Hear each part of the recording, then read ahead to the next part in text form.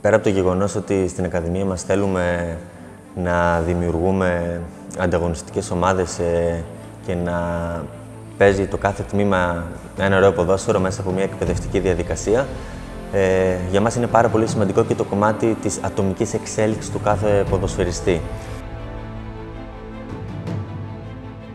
Σίγουρα δεν ομαδιοποιούμε τα παιδιά στο κομμάτι αυτό.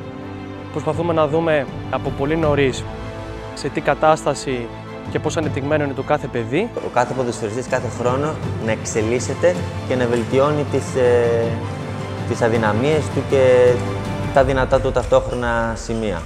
Όταν εννοούμε τον όρο γυμναστήριο σε αυτή την ηλικία, προφανώς δεν εννοούμε ότι τα παιδιά θα μπουν στο γυμναστήριο μέσα και θα σηκώσουν βάρη, κιλά, θα κάνουν ασκήσεις που κάνουν μια επαγγελματική ομάδα. Το κομμάτι της δύναμης και της ταχύτητας είναι μια σημαντική παράμετρος που θα πρέπει να έχει ένας ποδοσφαιριστής στο υψηλό επίπεδο.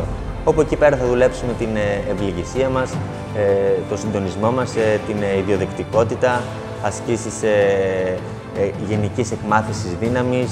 Θα μάθουν τα παιδιά, θα αποκτήσουν κινητικές εμπειρίες, κάτι που στη σημερινή εποχή είναι ένα μεγάλο πρόβλημα. Είναι πάρα πολύ σημαντικά να αναπτύσσονται τόσο στη δύναμη όσο και στην ευληγησία, στην νευρική συναρμογή, στο συντονισμό, σε διάφορα κομμάτια, ώστε όταν φτάσουν σε ένα σημείο να κάνουν το επόμενο βήμα, να είναι ήδη έτοιμοι όπως τα υπόλοιπα παιδιά της ηλικίας τους. We create champions.